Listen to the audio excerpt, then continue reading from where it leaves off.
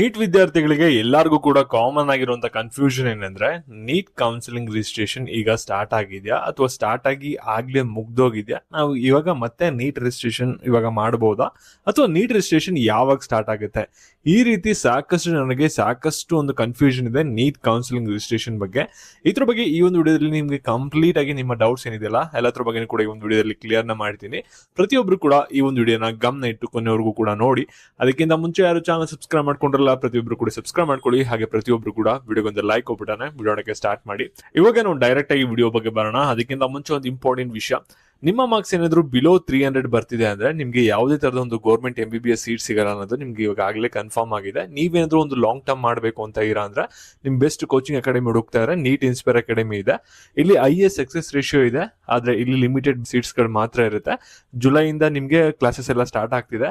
ಬೇಗ ಸ್ಕ್ರೀನ್ ಮೇಲೆ ಕಾಣ್ತಿರೋಂಥ ನಂಬರ್ಗೆ ಕಾಂಟ್ಯಾಕ್ಟ್ ಮಾಡ್ಬಿಟ್ಟು ನಿಮ್ಮ ಸೀಟ್ ನ ಬುಕ್ ಮಾಡ್ಕೊಳ್ಳಿ, ಯಾರಿಗೆ ಇಂಟ್ರೆಸ್ಟ್ ಇರುತ್ತೆ ಅವರು. ಓಕೆನಾ? ಇವಾಗ ಯಾರು ಕೂಡ ವಿಡಿಯೋನ ಮಧ್ಯ ಸ್ಕಿಪ್ ಮಾಡಕ್ ಹೋಗ್ಬಿಡಿ. ಪ್ರತಿಯೊಬ್ರು ಕೂಡ ವಿಡಿಯೋನ ಗಮನ ಇಟ್ಟು ಕೊನೆವರೆಗೂ ಕೂಡ ನೋಡ್ತಾ ಹೋಗಿ.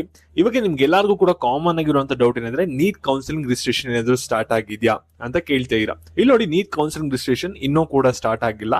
ಮತ್ತೆ ನೀಟ್ ಕೌನ್ಸಿಲಿಂಗ್ ರಿಜಿಸ್ಟ್ರೇಷನ್ ಇವಾಗ ಆಗ್ಲೇ ಸ್ಟಾರ್ಟ್ ಆಗಿ ಒಂದು ಸಲ ಕ್ಲೋಸ್ ಮಾಡಿದ್ರೆ ಯಾವಾಗ ಅಂತ ನೀವು ಕೇಳಿದ್ರೆ, ಮೇ ತಿಂಗಳಲ್ಲಿ ನಿಮ್ಮ ಎಕ್ಸಾಮ್ ಮುಗಿತಲ್ಲ ಅವಾಗ್ಲೇನೆ ಏನ್ ಮಾಡಿದ್ರು ಅಂದ್ರೆ ನಿಮ್ಮ ನೀಟ್ ರಿಜಿಸ್ಟ್ರೇಷನ್ ಓಪನ್ ಮಾಡಿದ್ರು.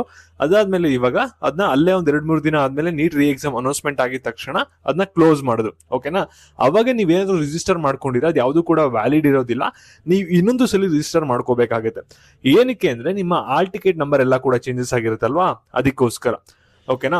ಮತ್ತೆ ನಿಮ್ಗೆಲ್ಲರಿಗೂ ಕೂಡ ಕಾಮನ್ ಆಗಿರುವಂತ ಡೌಟ್ ಏನಂದ್ರೆ ನೀಟ್ ಕೌನ್ಸಿಲಿಂಗ್ ರಿಜಿಸ್ಟ್ರೇಷನ್ ಯಾವಾಗ ಸ್ಟಾರ್ಟ್ ಆಗುತ್ತೆ? ಏನಾದ್ರೂ ನೀಟ್ ರಿಸಲ್ಟ್ ಬಂದಾದ್ಮೇಲೆ ಸ್ಟಾರ್ಟ್ ಆಗುತ್ತಾ ಅಥವಾ ಇವಾಗ ಏನಾದ್ರೂ ಸ್ಟಾರ್ಟ್ ಆಗುತ್ತೆ ಅನ್ನೋದು ಒಂದು ಕಾಮನ್ ಆಗಿ ಒಂದು ಡೌಟ್ ಇದೆ. ಇಲ್ಲಿ ನೋಡಿ, ನೀವು ಕರ್ನಾಟಕದಲ್ಲಿ ಕೌನ್ಸಿಲಿಂಗ್ ಅಟೆಂಡ್ ಮಾಡ್ಬೇಕಂದ್ರೆ KU ವೆಬ್ಸೈಟ್ ಅಲ್ಲಿ ನೀವು ರಿಜಿಸ್ಟರ್ ನ ಮಾಡ್ಕೋಬೇಕಾಗುತ್ತೆ ಕೌನ್ಸಿಲಿಂಗ್. ಆ ಒಂದು ಪ್ರಕ್ರಿಯೆ ನಿಮ್ಗೆ ಇನ್ನು ಕೆಲವು ದಿನಗಳಲ್ಲಿ ಸ್ಟಾರ್ಟ್ ಆಗುವಂತ ಚಾನ್ಸಸ್ ಇರುತ್ತೆ. ನಿಮ್ಮ ನೀಟ್ ರಿಸಲ್ಟ್ ಬರೋವರೆಗೂ ಕೂಡ ವೆಯ್ಟ್ ಮಾಡಕ್ ಹೋಗಲ್ಲ.